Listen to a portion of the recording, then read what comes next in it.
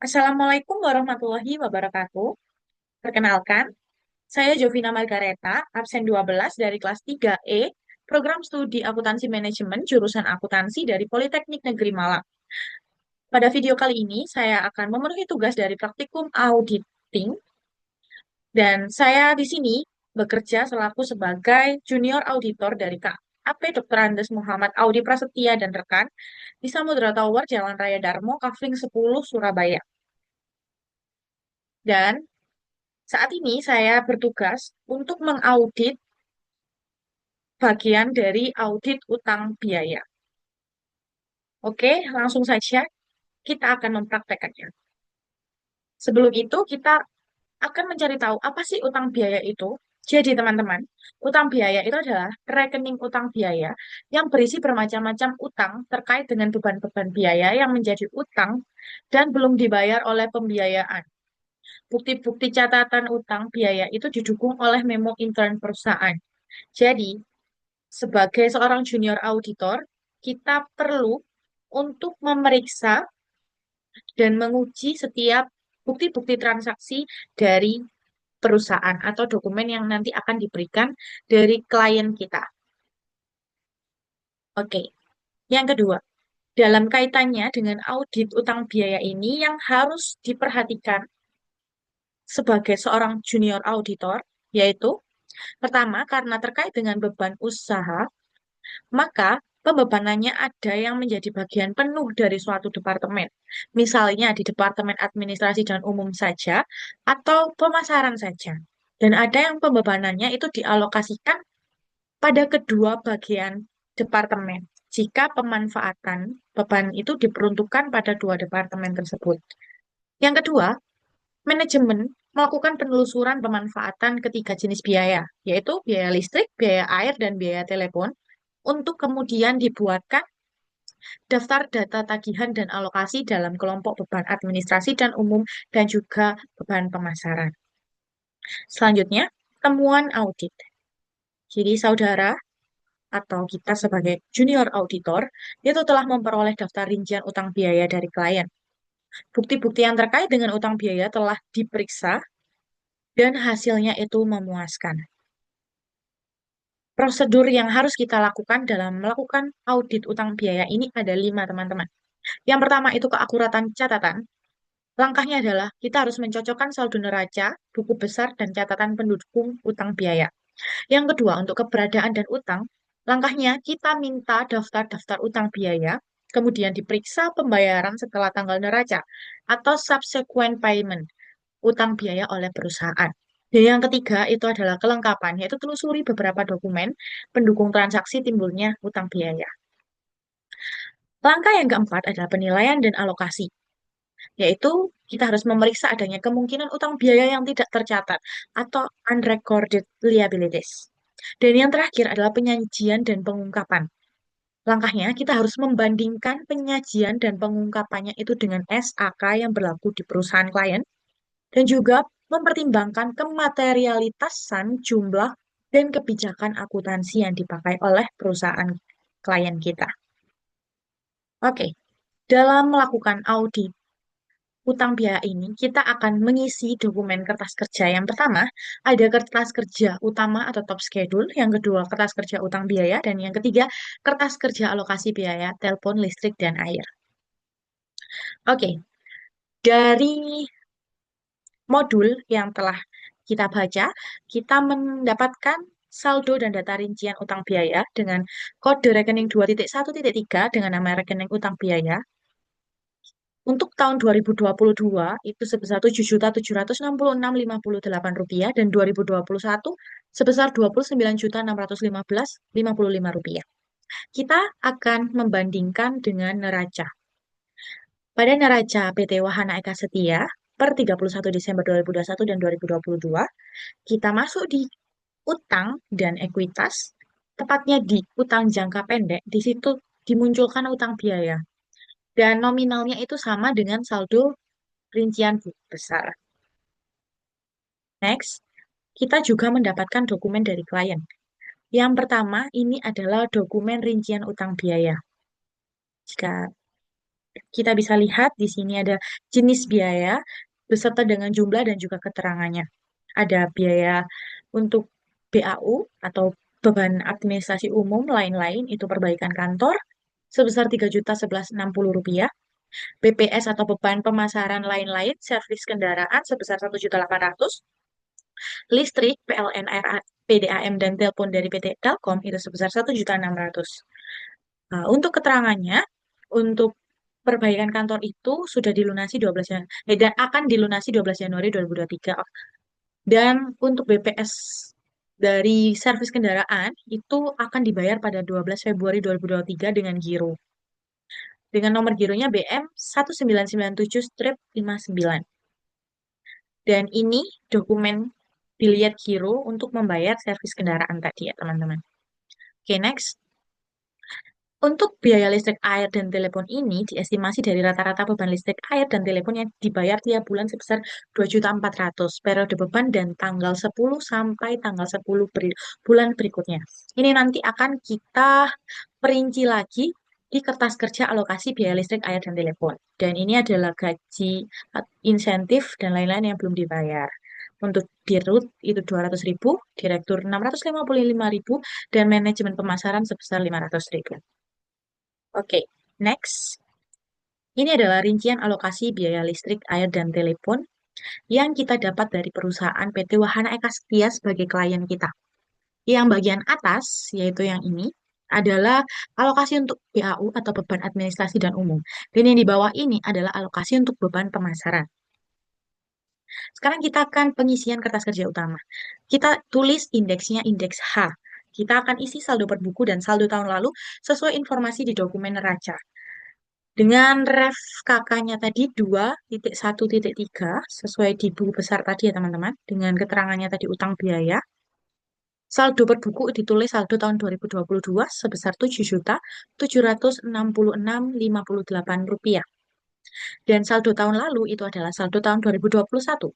Kita tulis sebesar 29.615.055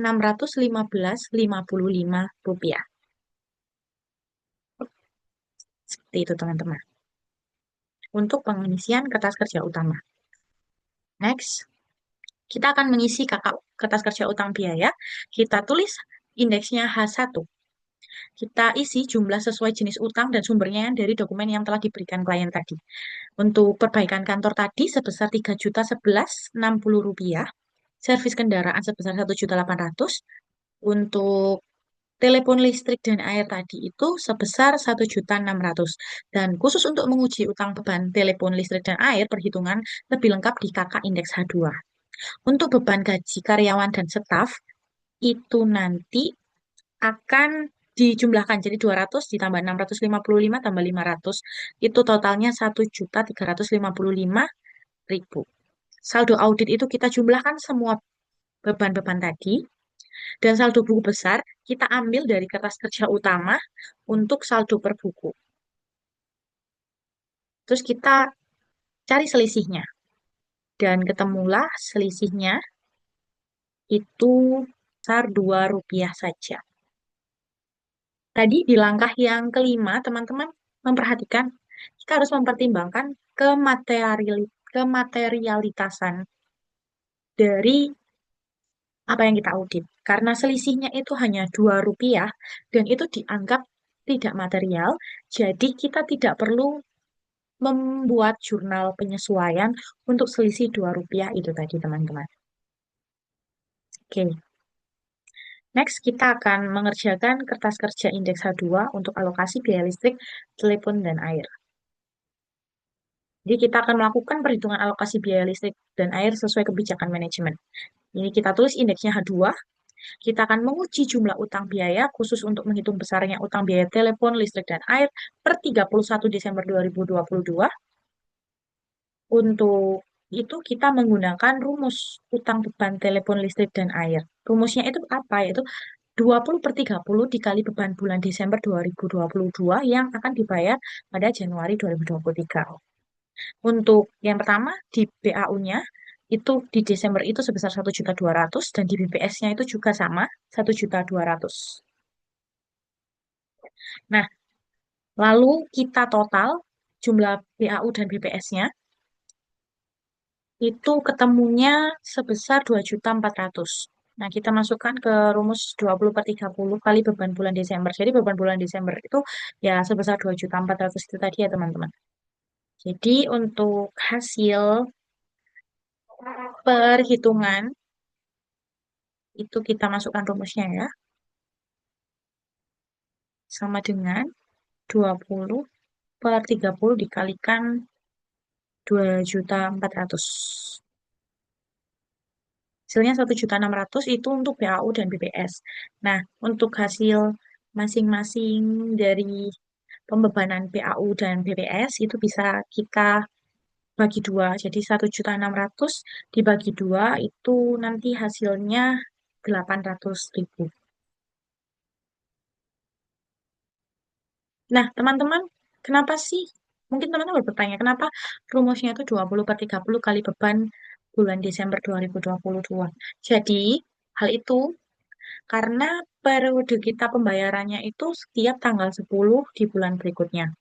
Jadi, perhitungannya itu untuk membayar bulan November, perusahaan pasti membayarnya itu di tanggal 10 Desember. Nah, untuk bulan Desember, perusahaan akan membayar juga di bulan Januari tanggal 10. Oleh karena itu, di Desember itu kan pasti akan akhir bulan akan tutup buku. Nah, kita harus mengakui 20 hari yang telah dilewati di bulan Desember. Dan karena itu, rumusnya itu 20 per 30. Karena 20-nya itu di bulan Desember dan 10-nya itu masih ada di bulan Januari gitu. Jadi rumusnya itu 20 per 30. Dan dikalikan beban bulan Desember. Bebannya itu nanti ya digabungkan untuk PAU dan juga BPS-nya. Setelah digabungkan, dimasukkan di rumus, dan nanti dibagi dua untuk melihat pembebanannya di masing-masing departemen. Oke, next. Kita akan mengisi kertas kerja utama lagi untuk saldo per audit. Di kolom audit, kita isi saldo per auditnya ini yang sudah kita tulis 1.766.60 rupiah. Dan itu kita selisihkan dengan saldo per buku. Dan ketemulah net adjustment-nya sebesar 2 rupiah. Seperti itu teman-teman. Untuk pengisian kertas kerja utama. Next, ini tampilan dari kertas kerja utama. Ada indeks H. Terus ini adalah tampilan dari kertas kerja utang biaya, perhitungannya. Terus ini adalah kertas kerja indeks H2, alokasi biaya listrik, air, dan telepon. Selanjutnya ini adalah perhitungan alokasi tagihan biaya bulan Desember tadi, yang menggunakan rumus 20 per 30. Next, kita akan melihat hasil kakak kertas kerja neraca. Pada kewajiban dan kewajiban jangka pendek, itu muncul utang biaya. Untuk saldo berbukunya itu 7.766.58 rupiah dan saldo audit yang telah kita hitung tadi 7.766.60 rupiah dan ada net adjustment-nya sebesar 2 rupiah. Untuk saldo tahun lalu itu saldo tahun 2021 sebesar 29.615.55 rupiah. Selanjutnya, hasil kertas kerja laba rugi, di situ memunculkan beban telepon listrik dan air untuk masing-masing departemen. Untuk beban administrasi dan umum, beban telepon listrik dan airnya, totalnya untuk saldo berbuku dan saldo audit itu sama, tidak ada selisihnya, sebesar 17.454.000. Dan untuk BPS atau beban pemasaran, itu juga sama, tidak ada selisihnya, saldo berbuku dan saldo audit sebesar 11.636.000. Dan ini adalah pengerjaan secara real. Di sini kertas kerja utama. Teman-teman ketika mengerjakan kertas kerja jangan lupa untuk memberikan tick mark dan diberi simbol. Ini tick marknya dan ini juga di paraf. Selanjutnya ini kertas kerja H1.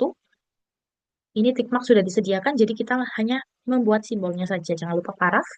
Dan ini kertas kerja H2-nya. Seperti ini. Dan ini perhitungan rumus tadi. Jangan lupa diberi tick mark dan juga paraf. Oke, sekian dari saya. Dan itulah pengerjaan dari audit utang biaya. Terima kasih atas perhatiannya. Wassalamualaikum warahmatullahi wabarakatuh.